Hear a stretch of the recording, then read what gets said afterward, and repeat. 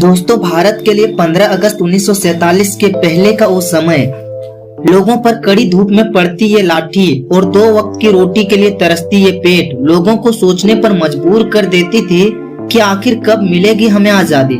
क्या हम इस जीवन में आजादी को देख पाएंगे या नहीं, और भी कई सारे सवाल लोगों के जहन में आ रहे थे। दोस्तों, जब भी हम आजादी की बात करते हैं तो हमारे सामने ये 3 लोगों का नाम आता है। पहला, महात्मा गांधी यानी मोहनदास करमचंद गांधी, जिन्होंने अपने अहिंसा और सत्यवादी के रास्तों पर चलकर हमें आजादी दिलाई। और दूसरा, नेताजी सुभाष चंद्र बोस, जिसका विचारधारा कुछ अलग ही था।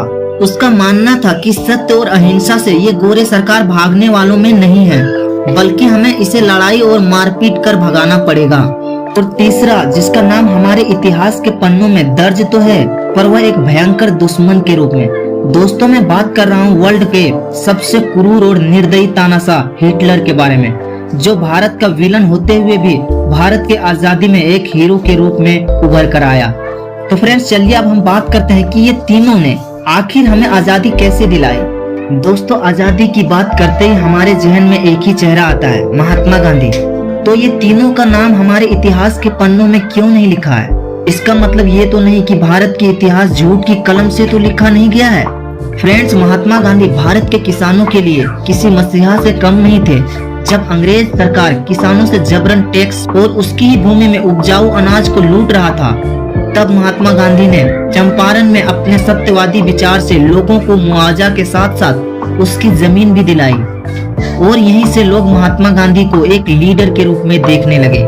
दोस्तों, महात्मा गांधी एक ऐसा योद्धा थे जिसका हथियार सत्य और अहिंसा था।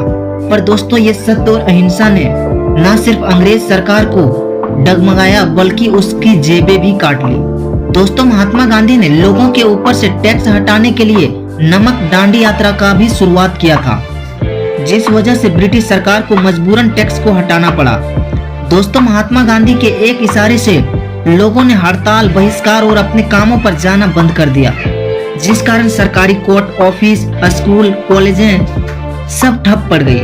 और बाद में इस आंदोलन का नाम दिया गया असहयोग आंदोलन। दोस्तों, इस आंदोलन से ब्रिटिश गवर्नमेंट को यह तो पता चल गया था कि अब हमारी छल कपट और चालाकी ज्यादा दिनों तक चलने वाला नहीं है। और इससे बौखलाकर अंग्रेज सरकार ने महात्मा गांधी को जेल में डाल दी और लोगों को मारने पीटने लगा, जिस कारण 6000 लोगों का मौत हो गया। इस लड़ाई में बच्चों और औरतों को भी नहीं छोड़ा गया और इसलिए असहयोग आंदोलन को यहीं खत्म कर दिया गया। पर दोस्तों, ये आंदोलन तो खत्म हो गया था, लेकिन लोग अब जाग चुके थे और लोग मारने तक तैयार थे। और देखते ही देखते 1942 में फिर से महात्मा गांधी ने लोगों को उस्काना शुरू कर दिया और यह ऐलान कर दिया कि हमें आजादी चाहिए।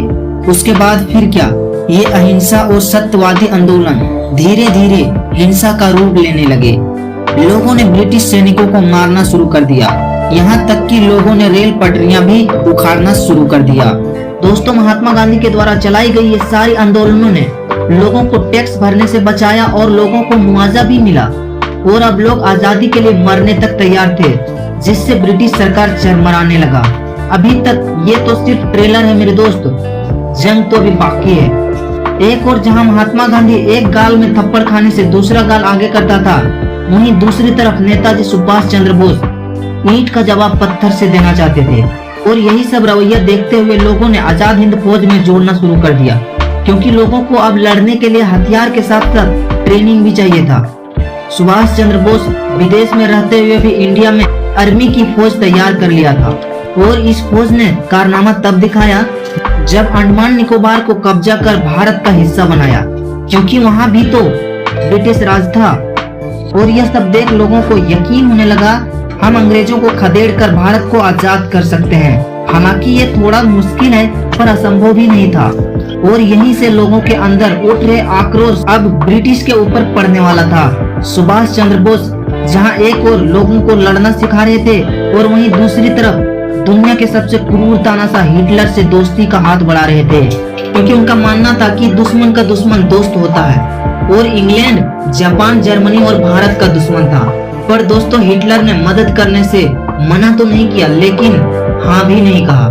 और फिर क्या था, नेताजी सुभाष चंद्र बोस ने धीरे धीरे जापान के प्रधानमंत्री से हाथ मिलाया और कहा कि मैं आपको ब्रिटिश के खिलाफ लड़ने में मदद करूंगा। और इस तरह नेताजी सुभाष चंद्र बोस ने म्यांमार, अंडमान निकोबार को आजादी दिलाने में काफी मदद किया। और इसके बाद जापान के प्रधानमंत्री ने ब्रिटिश आर्मी में कैद भारतीय सैनिकों को बोलकर रिहा करवाया, जो बाद में जाकर आजाद हिंद फौज का हिस्सा बना। आजाद भारत से पहले अंडमान निकोबार को आजादी मिल चुकी थी, जिसका पहला प्रधानमंत्री नेताजी सुभाष चंद्र बोस थे। वहाँ का एक अलग ही सरकार था। इतना ही नहीं फ्रेंड्स, वहाँ तो अपना खुद का मुद्रा और मोहर था। वहाँ एक सरकारी बैंक भी था जिसका नाम आजाद हिंद बैंक था। दोस्तों, ये सारी कार्यों को देखकर लोगों को यकीन होने लगा था कि अगर हम इसका साथ देंगे तो भारत भी आजाद हो सकता है। और धीरे धीरे लोगों ने आजाद हिंद फौज में हिस्सा लेना शुरू कर दिया। फ्रेंड्स, इस आजाद हिंद फौज को चलाने के लिए पैसा और हथियार जापान की सरकार देती थी। समय बीतता गया और लोगों के मन में आजादी का चिंगारी उठता रहा।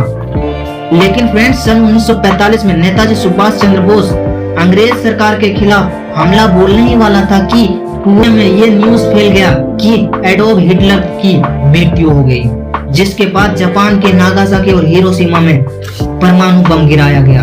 और उसका नतीजा ये निकला कि जापान आर्थिक स्थिति से तहस नहस हो गया और भारत को मदद करने से इनकार कर दिया। लेकिन फ्रेंड्स, हिटलर के कारण वर्ल्ड वॉर 2 ने ब्रिटेन को पूरी तरह कमजोर कर दिया और अब अंग्रेज सरकार आर्थिक और सैन्य के रूप में लड़खड़ा रहा था।